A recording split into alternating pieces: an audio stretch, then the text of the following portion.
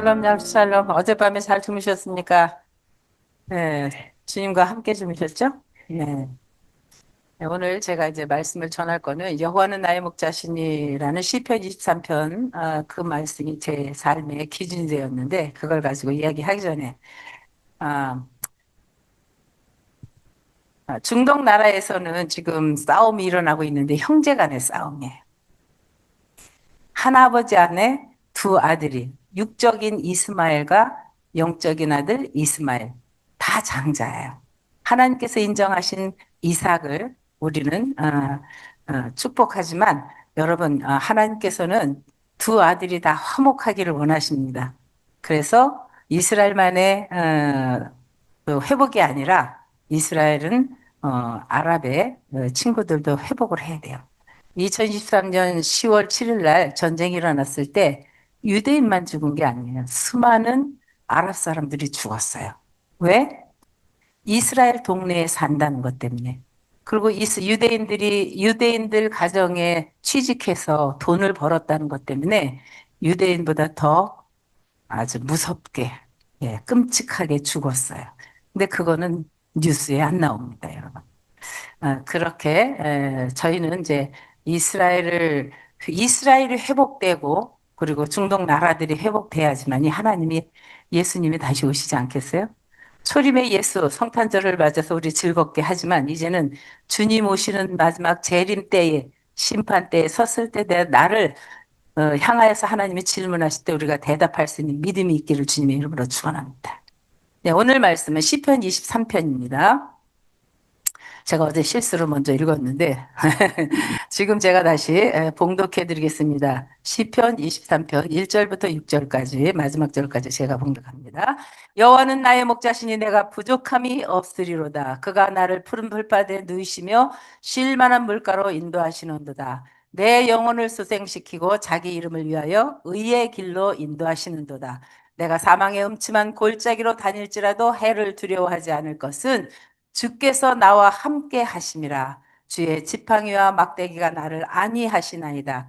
주께서 내 원수의 목전에서 내게 상을 차려주시고 기름을 내 머리에 부으셨으니 내 잔이 넘치나이다. 내 평생의 선하심과 인자하심이 반드시 나를 따르리니 내가 여호와의 집에 영원히 살리로다. 자, 주님이 여러분들의 목자 되시죠? 그분은 빛이셔요. 그래서 나는 빛이다. 아멘. 따라 하시죠. 나는 빛이다. 아멘. 여러분들이 가는 곳마다 예수 그리스도가 이 땅에 오셔서 빛을 비춰주시고 중보의 관계 속에 있던 것처럼 저와 여러분들이 그렇게 해야 되는 거예요. 그래서 우리가 가는 곳마다 분쟁과 전쟁이 있는 곳에 화목과 평안이 있어야 되는 거예요. 예? 예, 그래서 이거는 나라와 나라가 아니라 국민과 국민 사이가 아니라 나와 너와의 관계 속에서 평화를 이루어야 되는 거예요. 아멘. 그래서 나로부터 시작된 평화가 열방을 구원케 하는 하나님의 계획하심이라는 것을 반드시 기억할 수 있기를 바랍니다. 어제가 6일째 빛의 절기예요. 예, 오늘이 며칠 날일까요? 그러면 일곱째 날이에요. 예.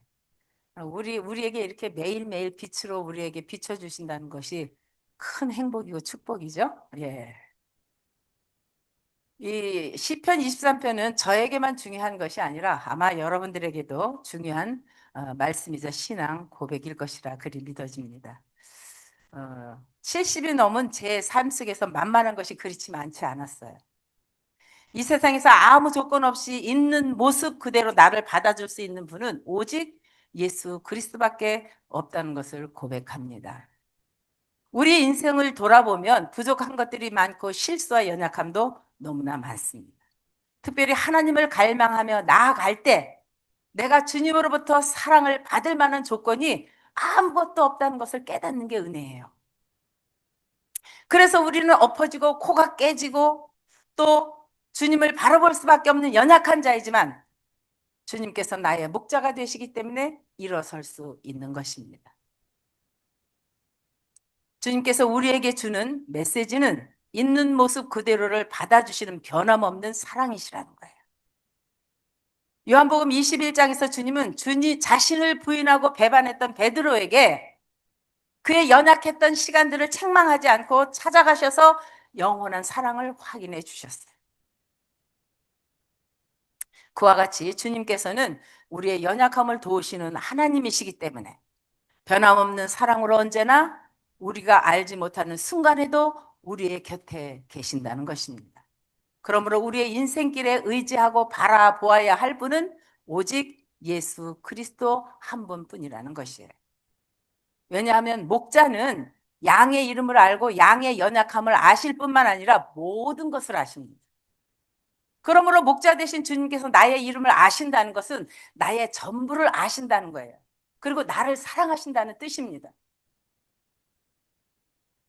그래서 본문 말씀에 목자는 양의 필요를 알고 푸른 풀밭에 잔잔한 신학계로 인도하신다. 그렇게 기록하신 거예요.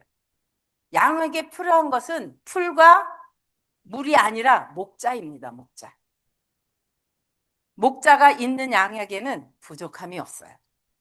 그러니 예수님이 우리를 잘 알고 인도하신 참 목자라고 그렇게 믿는다고 한다면 세상의 소리와 길을 따르는 그런 자들이 아니라 예수를 알고 따르는 양이 되어야 한다는 것입니다.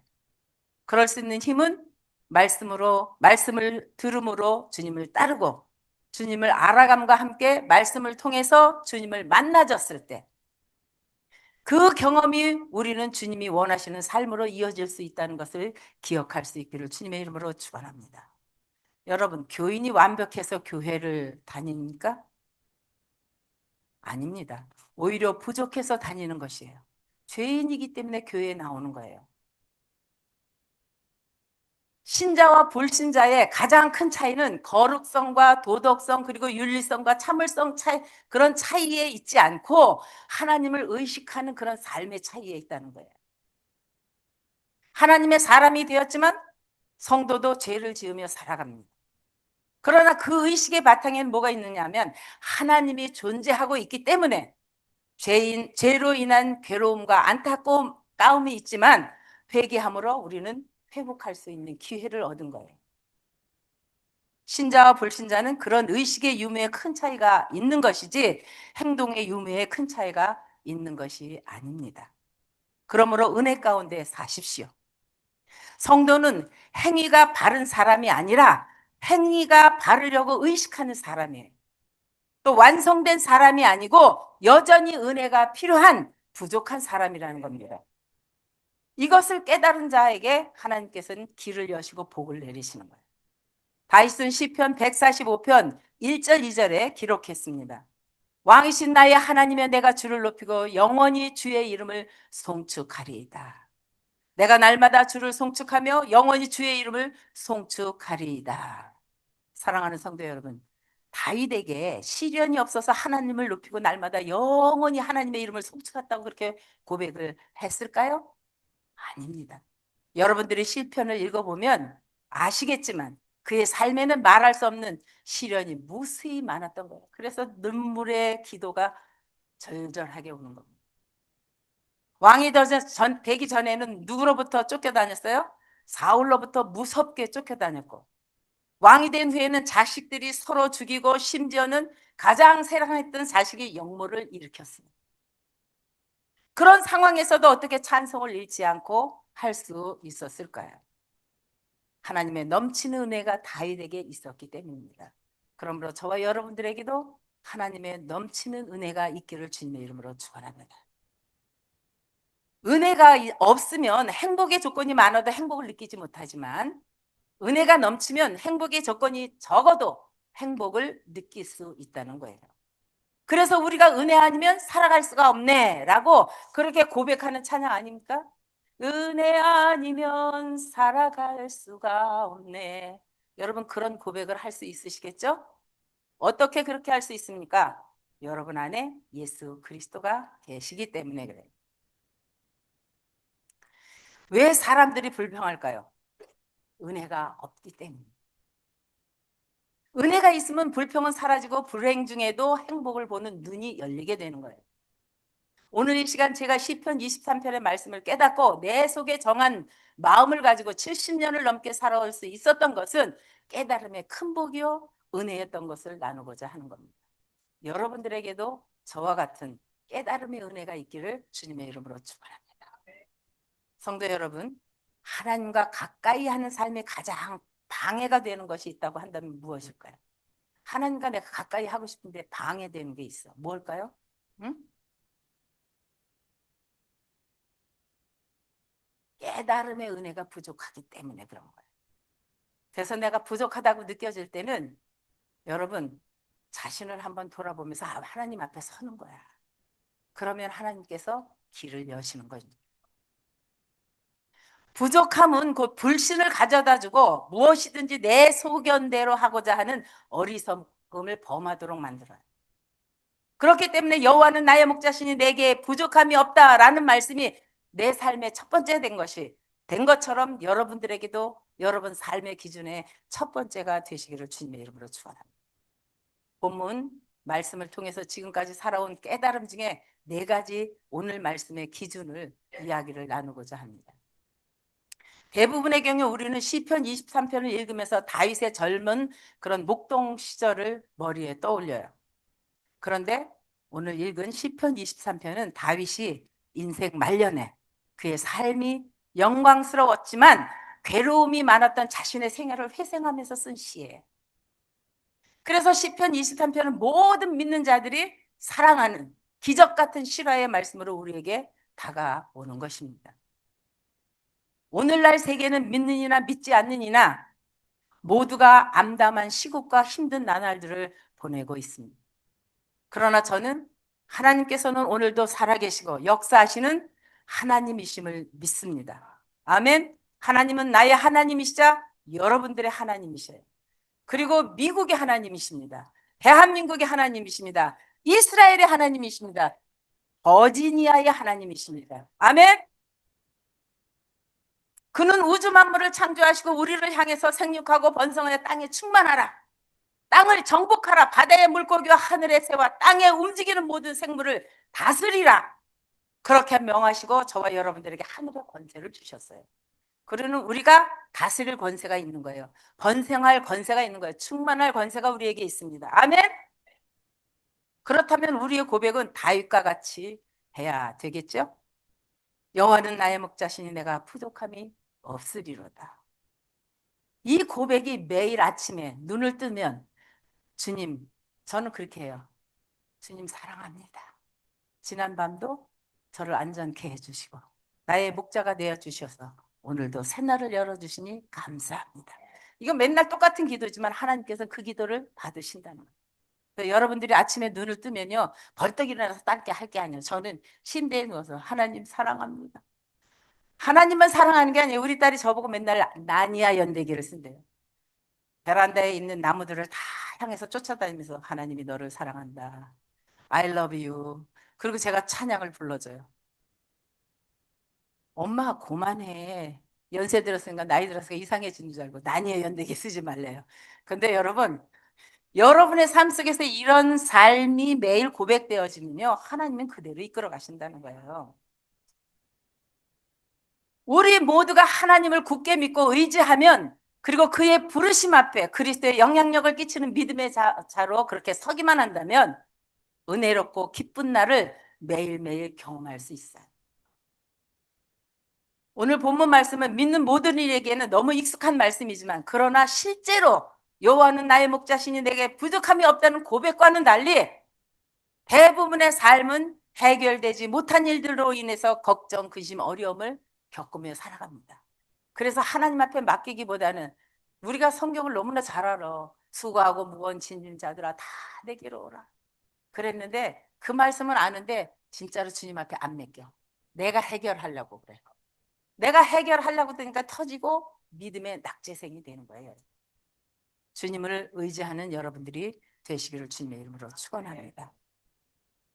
하나님을 굳게 믿고 의지하면 그리스도의 영향력이 나로부터 시작해서 움직여지는 것입니다. 그런데 말입니다. 오늘 시편 23편에서는 목자가 양을 인도하는데 반드시 지키고 알아야 할 네 가지 기준을 이야기하고 있어요. 그 첫째는 하나님으로부터 오는 공급입니다. 공급.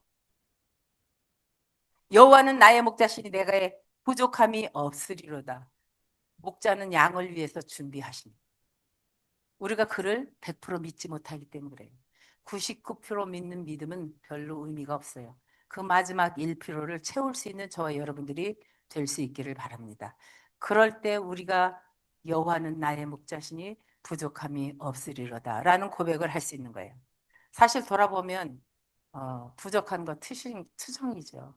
멀리 갈 것도 없어요. 이스라엘을 살아내는 우리에게는 비자 문제, 경제적인 문제, 사람들과 이렇게 관계 문제 등등.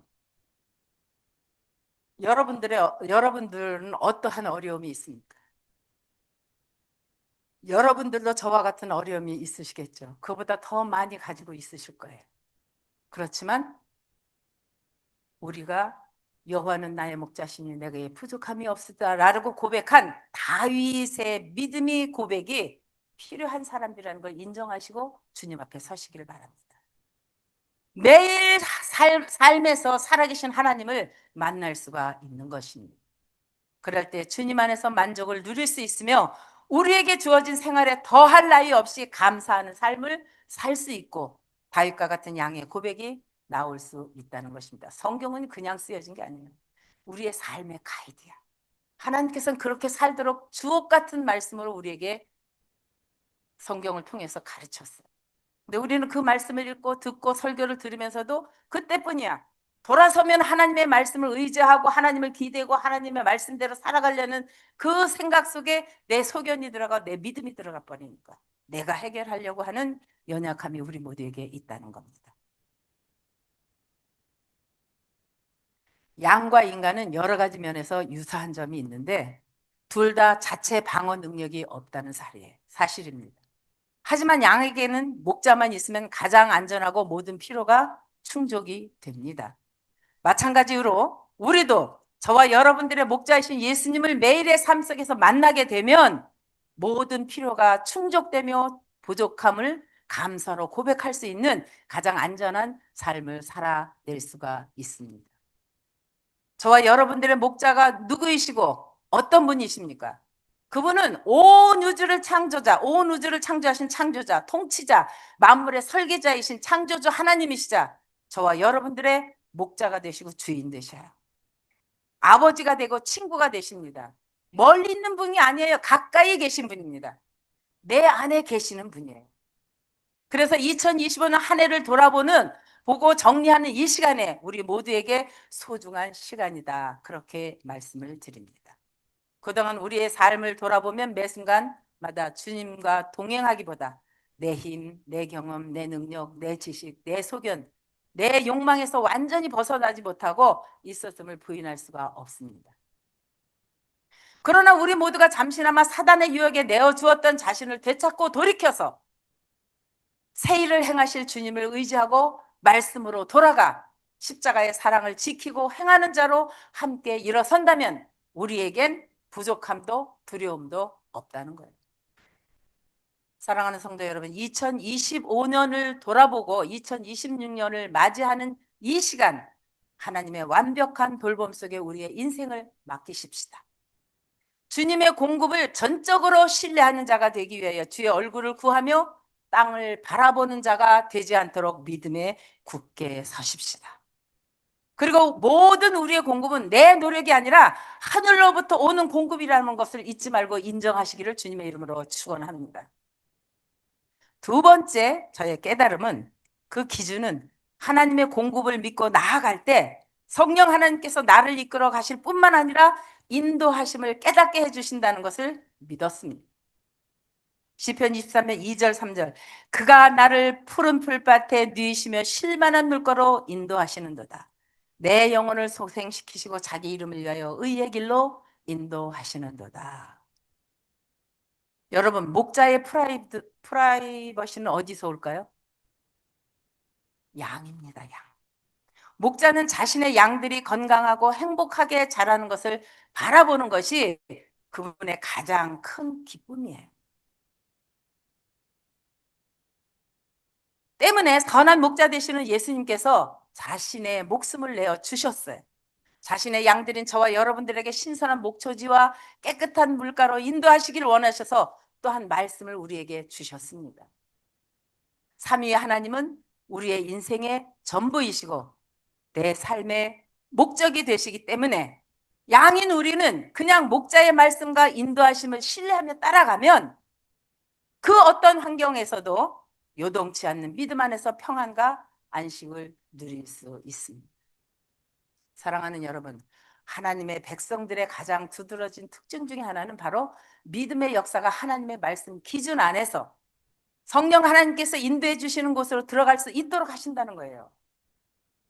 오직 예수님 한 분만 우리의 삶을 길이요 진리요 생명의 길로 인도하는 그런 분이시기 때문에 예수님께서는 자기의 이름을 위하여 뭐예요? 우리를 올바른 길로 인도하시는, 그래서 우리가 주는 그리스도시요 살아계신 하나님의 아들이시니다 라고 또한 고백할 수 있는 자들인 것입니다. 세 번째, 저의 깨달음의 기준은 하나님의 공급과 인도하심을 받게 되면 그때부터 주님께서는 성령 하나님을 통해서 우리를 보호하신다는 거예요. 성경은 기록하기를 그리스도를 위하여 너희에게 은혜를 주신 것은 다만 그를 믿을 뿐 아니라 고난도 받게 하려 하십니다.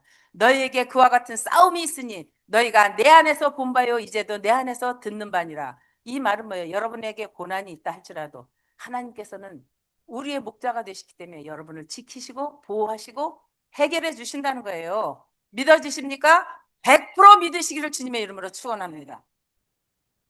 우리가 어떠하든지 하나님은 우리로 하여금 모든 악에서부터 지켜내시는 약속의 하나님이시라는 거예요.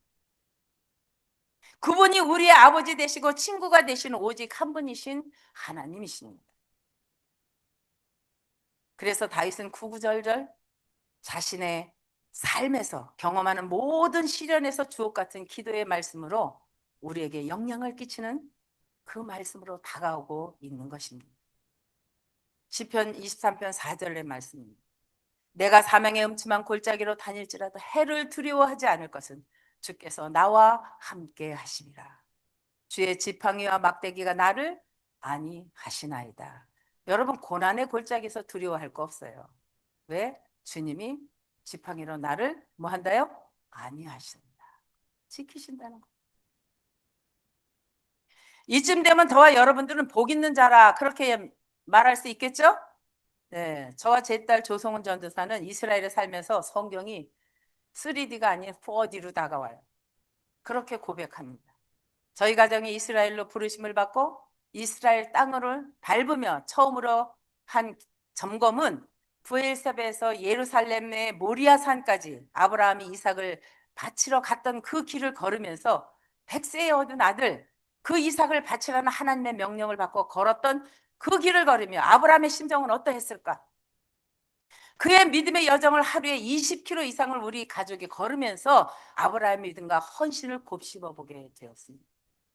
우리가 예수를 믿고 교회 안에서 공동체 안에서 살면서 헌신한다 하지만 여러분, 무엇 때문에 헌신할까요?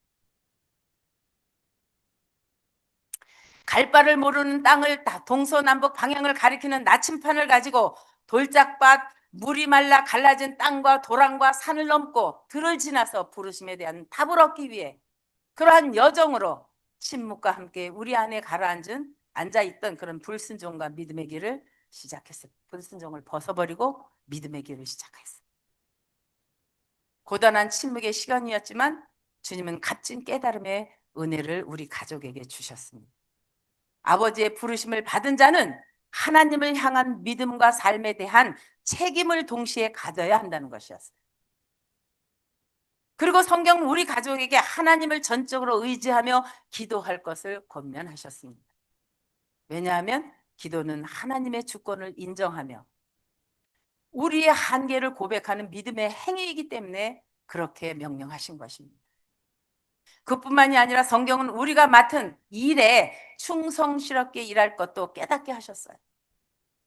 그와 같은 깨달음을 주시면서 저희 가족에게 하나님의 뜻을 구하며 기도하는 삶은 하나님의 능력을 믿고 최선을 다해서 일하는 삶으로 이어져야 한다는 것 또한 깨닫게 되었습니다. 그렇게 기도하는 하나님의 도우심을 구하고 땀과 수고로 그 뜻에 순종할 때 우리의 삶은 열매는 바로 믿음의 여정이라는 것을 깨닫게 해 주신 것입니다. 그러므로 진정한 신앙인은 기도로 시작하는 거예요. 순종의 행동으로 완성된 것이라는 것을, 그런 값진 깨달음의 은혜를 우리 모두에게 하나님은 이미 말씀을 통해서 주셨습니다. 그리고 또 하나의 깨달음은, 그렇게 광야를 지나는 동안에 베두인들을 만나고 교제하면서 얻게 되었어요. 양을 이끄는 베두인들은 자신들의 장막에서 양을 기르다가 방목장에 있는 고지로 양을 이동시키는데, 이때 양들은 광야의 그 골짜기를 통과하게 된다고 합니다. 근데 그 골짜기는 위험하다고 해요. 무엇이 위험할까요? 우리의 눈으로 목격하지 않았지만 베두인들이 말하기를 광야는 산사태나 맹수가 공격할 가능성이 있는 곳이라고 얘기합니다. 또 다른 이유는 광야의 골짜기에서 물을 찾기가 어렵다는 거예요. 그래서 우리 시편에 보면 목마른 사슴 어떻게 했어요? 시냇물을 찾아. 그러다가 사슴되지. 이 광야에 가면 그 말이 어디로 다가와요? 물이 없어, 물이. 그 물을 찾다가 사슴들이 가다가 죽어요, 가다.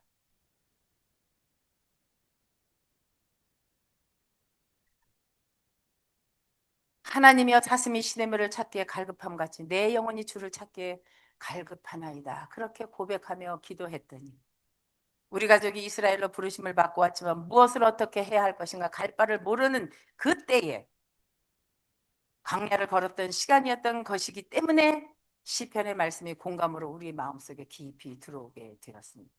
여러분, 여러분의 말씀을 읽으면서 여러분들의 삶 속에서 그 말씀의 공감을 얻을 수 있어요. 그럴 때 여러분들이 변화되어집니다. 그럴 때 여러분들에게 주님의 복이 오는 거예요. 그렇게 이스라엘에서 삶이 시작되고 시간이 흐를수록 하나님의 인도하심과 보호하심, 그리고 무엇보다도 성경이 더 확장돼서 우리 마음에 들어오게 되었습니다. 한 예로 저희가 사해 근처에 있는 엥게디라는 광야 산중턱으로 트레킹을 하였는데, 높은 산 중턱에 올갱이, 여러분 올갱이 알아요? 소라 가득한 일급수 물이 어디선지 모르게 철철 흘러넘치는 조그만 연못을, 산 꼭대기에 요만한 연못이 있는데, 연못이 아니라 연못이라고 얘기해야 되겠죠? 호수는 아니고 아주 쬐끔해. 아주 진짜 쬐끔해. 요만해. 근데 그 옆에 풀이 크게 자라고, 그다음에 그 안에 보니까 소라가 막 있어. 하나님은 창조하실 때 광야 같은 골짜기에도 먹는 물을 곳곳에 숨겨 놓으신 거예요. 다윗이 사울을 피해서 돌아다닐 때 살아날 수 있었던 거는, 여러분, 그를 보호하시기 위해서 곳곳에 만들어 놓은 하나님의 자연.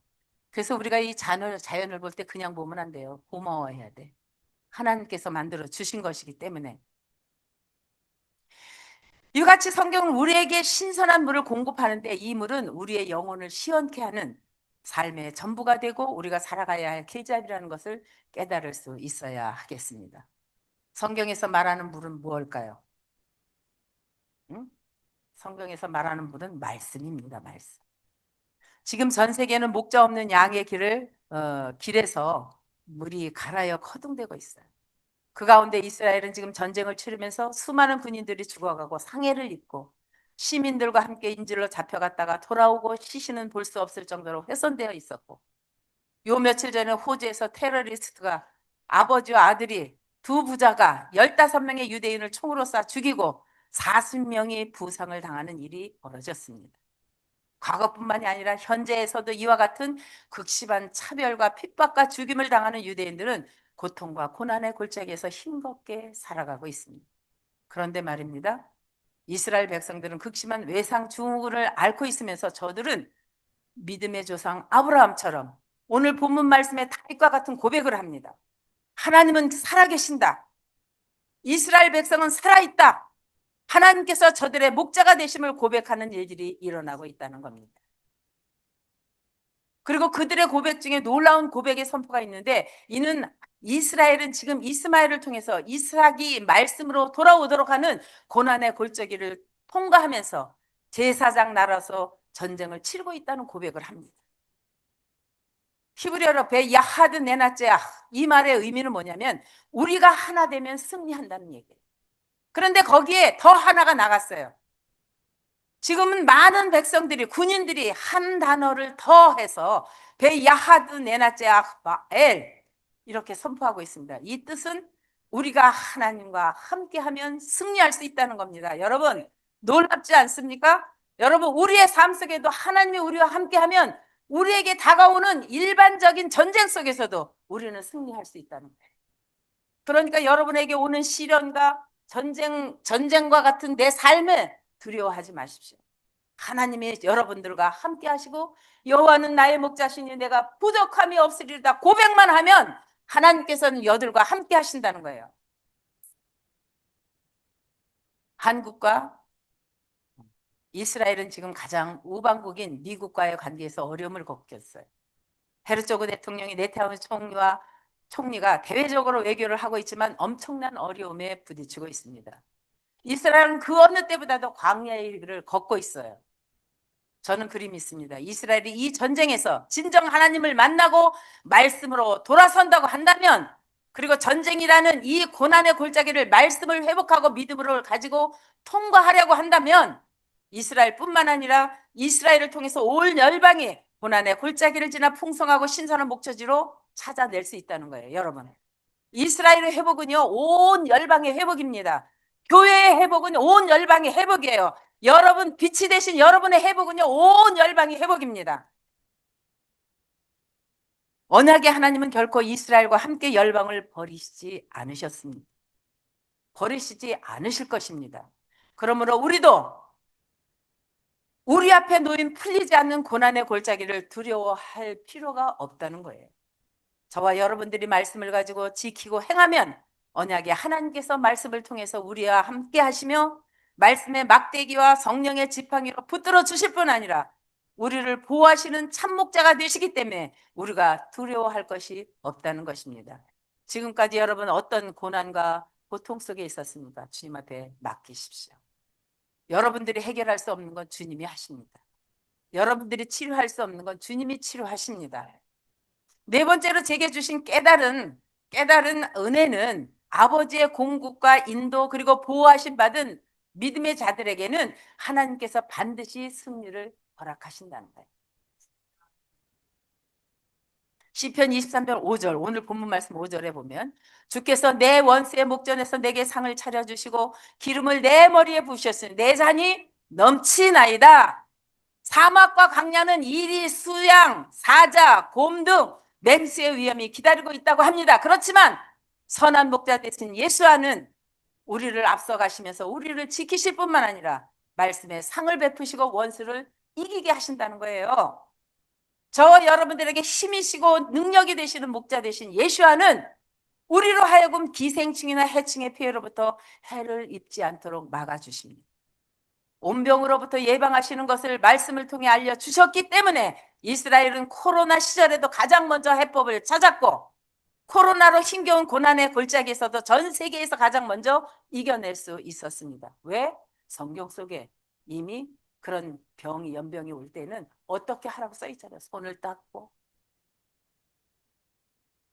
거리를 멀리하고 이런 말씀이 성경에 다 기록된 거예요. 여러분, 그러니까 우리가 말씀을 제대로 읽고 기억하고 메모하시면 여러분은 절대로 해를 받지 않는다는 거예요. 마지막 시편 23편 마지막 절 말씀에 내 머리에 기름을 부으셨으니라고 기록되어 있는데 그 이유는 양들을 두고 수양끼리 머리를 맞대고 싸운대요. 그 싸움을 방지하기 위해서 양들의 머리에 기름을 발랐다고 합니다. 실제. 그러니까 예수 그리스도와 다윗과 뭐 성경의 모든 글 저자들은요. 현재의 삶 속에서 일반적인 삶 속에서 모든 예화를 들었고 그 삶으로 우리를 가르치고 있는 거예요. 그럼 멀리 때 하나님의 말씀은 너무 멀다고 생각하니까 예수 믿기가 어렵다고 생각합니다. 예수 믿기가 너무 쉬워요. 하나님이 하라는 것만 하고 하지 말라는 거 안 하면 돼. 근데 우리는 하나님이 하라는 거는 우리가 계산을 좀 하잖아. 그러니까 두 개를 넣고서 이쪽에도 이쪽에 계산해서 여기가 이득일까 이게 내 것을 손해보기 싫으니까 그렇게 가니까 어려운 거예요. 그런데 포기할 수 있을 때 내려놓을 때 하나님의 말씀이 우리에게 영향을 끼치. 주께서 우리를 괴롭히는 사단의 유혹과 공격으로부터 모든 인간사에 닥쳐오는 문제들을 막으십니다. 우리 속에서 꿈틀거리는 죄성이 번져가는 것을 막으십니다. 전염되는 죄의 역사를 막기 위하여서 우리에게 성령의 기름을 부어주셔서 충만케 하셨다는 것을 오늘 마지막 절은 의미하고 있는 거예요. 우리가 다윗처럼 내 잔이 넘치나이다 라고 고백하도록 성령 하나님께서는 우리를 이끄시고 우리가 어떠한 상황에도 믿음을 잃지 않고 승리를 외치며 주님을 기쁨으로 찬양하도록 하시는 그분은 바로 우리가 존재해야 할 이유가 되시는 삶의 전부이십니다. 우리가 주님의 이름을 높일 수 있는 것이 무엇일까요? 말씀을 지키고 행하면서 그리스도의 사랑을 삶으로 드러내고 그 사랑을 지키고 행하는 것이에요. 우리의 입술로 주님의 이름을 높이며 찬양하며 주의 임재를 느끼는 것입니다. 그냥 찬양하는 게 아니에요. 여러분 찬양할 때 그 가사를 통해서 하나님 앞에 영광을 올리는 거예요. 그럴 때 우리의 부르심은 완전하신 하나님께서 우리를 의의 길로 인도하실 것이고 여호와는 나의 목자시니 내가 부족함이 없다라고 고백할 수 있는 자리에 서게 될 것입니다. 제가 어제 막 행복이라는 찬양을 불렀잖아요. 여러분 어젯밤에 가서 한번 그 가사를 생각해 보셨어요? 예? 근데 솔직히 그렇게 사셨습니까? 못 사셨어. 그러면 지금부터 사시면 되는 거예요. 하나님의 방법은 그거예요. 깨달았으면 그때부터 그 깨달음을 지키고 행할 때. 그럴 때 하나님께서는 우리에게 은혜를 주시는 겁니다. 여러분 주님 한 분만으로 만족하며 행복한 고백을 하면 시편 26편 23장 6절 말씀에 이렇게 기록하고 있죠. 내 평생의 선하심과 인자하심이 반드시 나를 따르리니 내가 여호와의 집에 영원히 살리로다. 아멘. 예, 저와 여러분들의 삶의 다윗과 같은 고백이 선포되길 소망하면서 2026년에도 더욱 더 힘을 내 선한 목자 되시는 우리 주님을 신뢰하며 신실하게 주님을 따르는 양이 되시기를 축원합니다.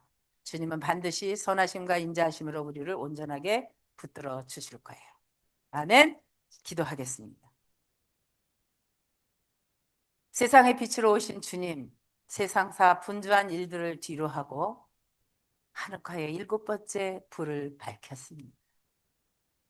영영한 말씀, 토라의 빛을 우리의 중심에 모심으로 세상으로부터 구별함을 입고 불의의 길에서 공의로운 하나님의 사랑 앞에 돌아서게 하여 주옵소서.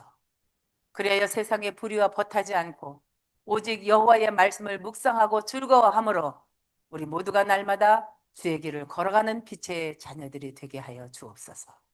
주님, 당신이 우리의 목자이시기 언제나 우리에게 공급하시는 분이심을 잊지 않게 하옵시고 성령 하나님께서 우리 모두를 이끌어 가실 뿐만이 아니라 우리로 하여금 당신의 인도하심을 깨닫게 해주시는 것을 믿게 하여 주옵소서. 또한 우리가 고난의 골짜기를 걸어갈 때에도 언제나 우리를 보호하시는 아버지이심을 믿고 의지할 수 있도록 주님 우리에게 은혜를 베풀어 주시옵소서. 그리하실 주님을 찬양하며 다시 오실 메시아 되신 예수와 하마시아의 이름으로 감사하며 축복하며 기도드렸사옵나이다.